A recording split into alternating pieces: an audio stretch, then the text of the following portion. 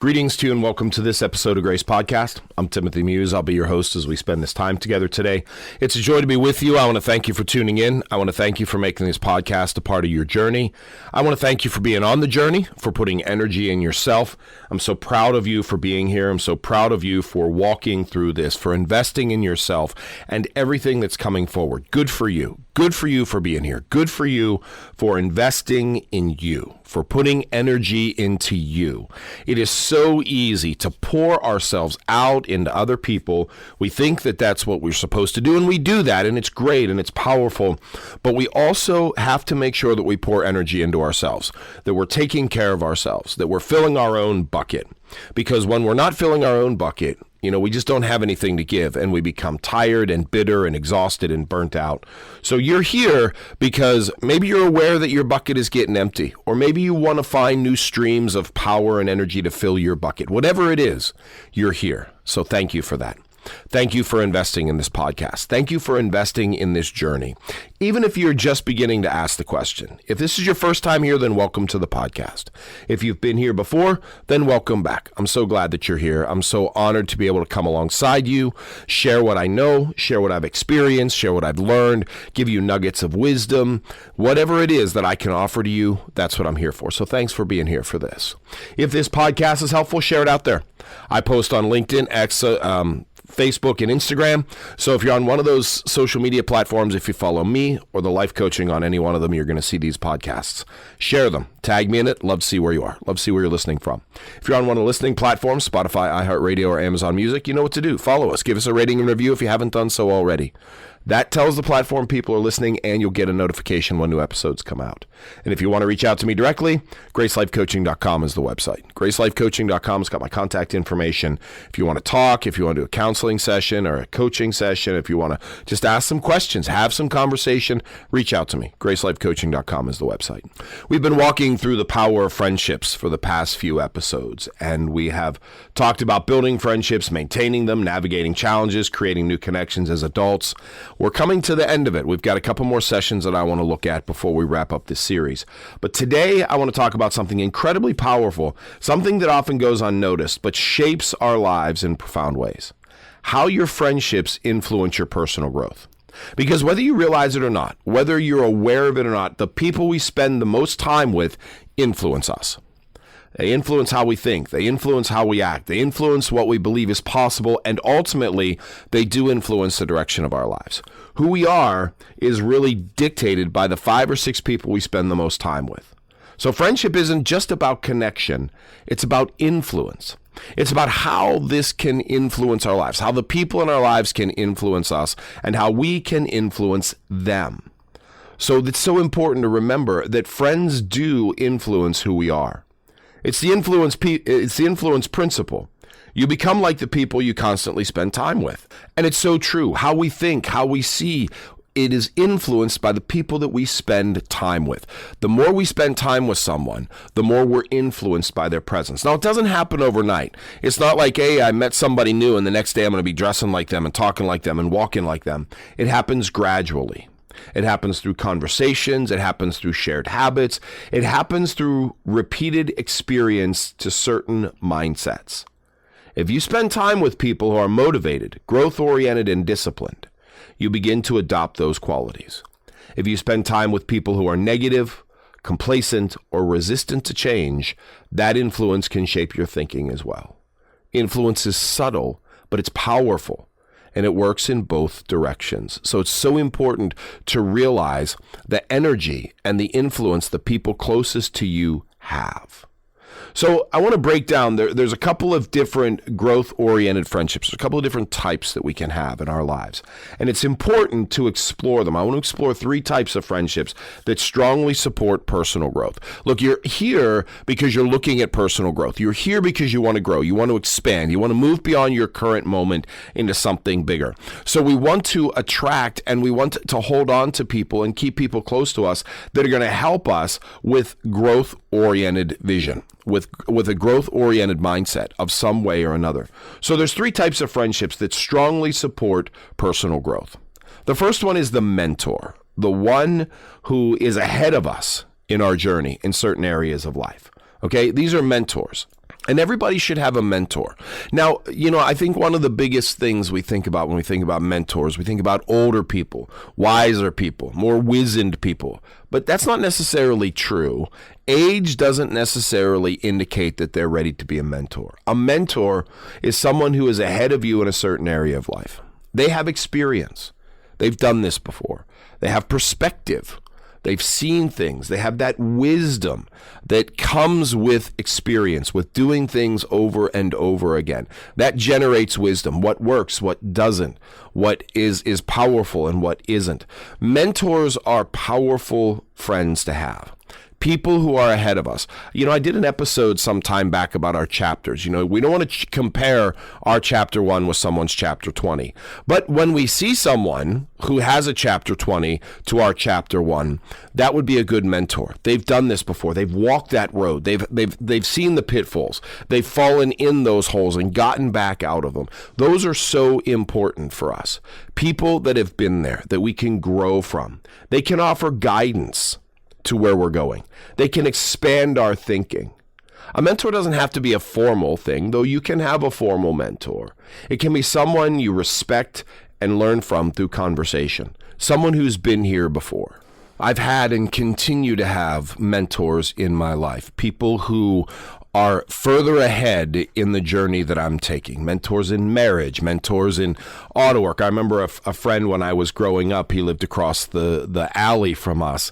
And whenever I was working on a car, he was a mechanic. He had done so many things. Whenever I was working on a car, he'd come over and would chat and it'd help me and it'd show me how to do certain things. I had a great mentor when I was going through my seminary education, not necessarily in seminary education, but in life. He was a master carpenter. He was years ahead of me, and he showed me how to do so many things. He was a great friend. Unfortunately, cancer robbed his life far too early, but he was a great friend and a great mentor. Someone who gave me experience, who gave me perspective, who gave me wisdom. And that wisdom I've carried forth with me throughout my years. I still do a lot of things that he taught me how to do because I need to do them. A lot of house repair, a lot of small things that need to be fixed. He showed me how to do that. But he's also a great friend, someone that came alongside me in a time when I needed it. So the first type of friend that we want to attract is a mentor, someone who is ahead of us in certain areas of life, who can give us that wisdom and that guidance, who can be part of our inner circle. The second type of friend is the peer. Peers are people who are growing alongside us, who are where we are, those who share similar goals, those who face similar challenges. We encourage each other. We figure it out.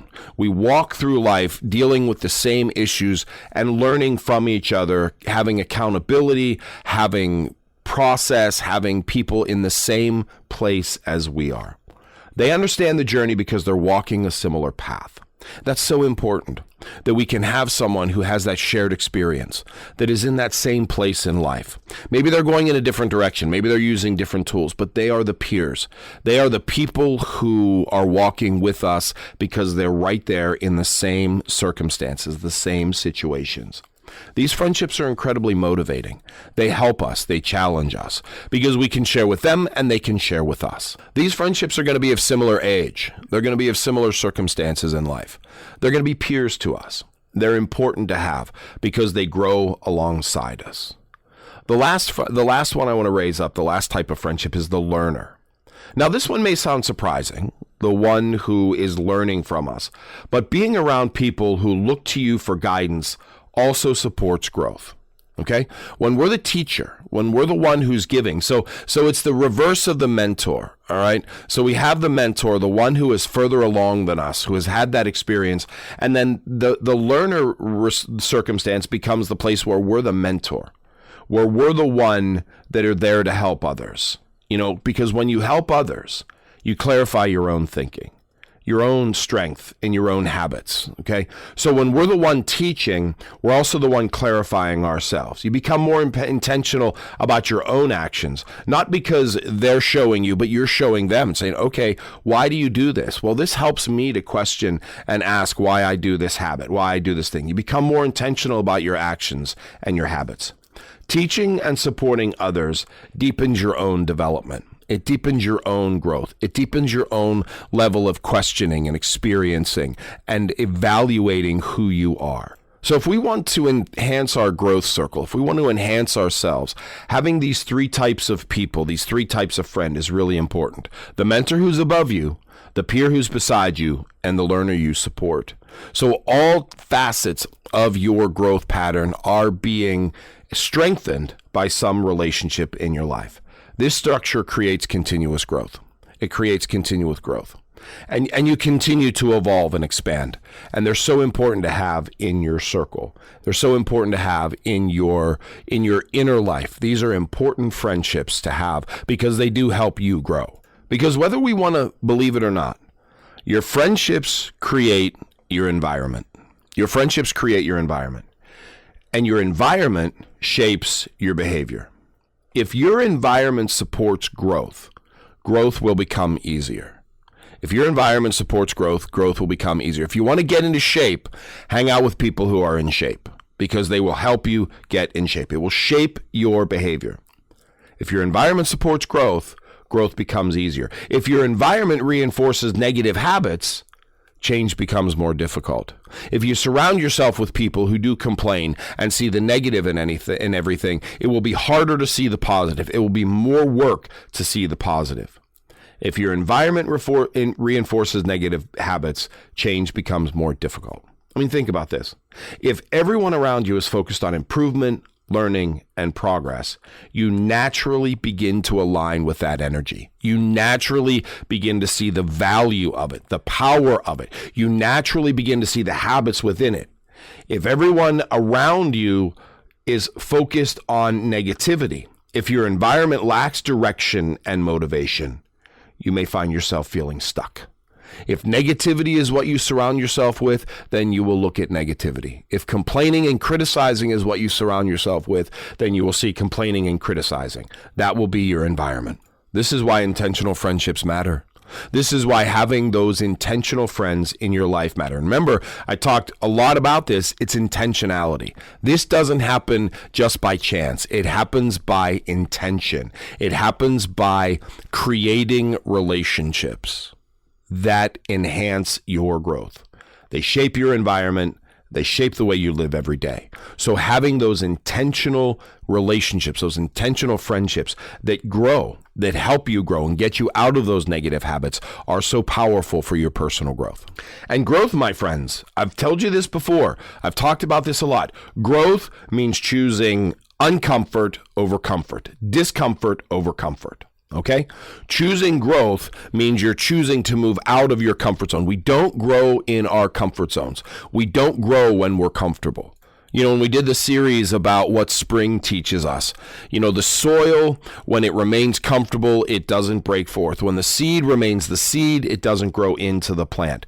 When we look to grow, we have to look beyond comfort. We have to choose growth over comfort. Not all friendships will support your growth, my friends. Some friendships are comfortable, but not challenging. They feel easy, but they don't encourage you to become better. They like you just the way they are, because the system likes you the way they are. Growth-oriented friendships sometimes include things that make us uncomfortable. You know, like honest conversations. Like you said you wanted to get better, but here you are doing this. I remember some years ago, I was having a conversation with someone and I was really kind of struggling with my health and my weight, and I wanted to get fit, and I was talking to somebody, and we were out, you know, and we had, we were having some drinks and some chicken wings, and they were really good. And the chicken wings were so good, I ordered a second plate of chicken wings. And my friend, he says to me, he's like, "Oh, so you want to get healthy and you're ordering a second plate of chicken wings?" That was striking. That was tough. But he held me accountable. Hard conversations. Growth-oriented friendships sometimes include things like hard conversations, like constructive feedback. Like, you know, you're saying you want to do A, but you're doing B, which is counterproductive. Or you're not investing the way you say you want to invest, or what your goals and your dreams are. These are growth-oriented friendships. They hold you accountable.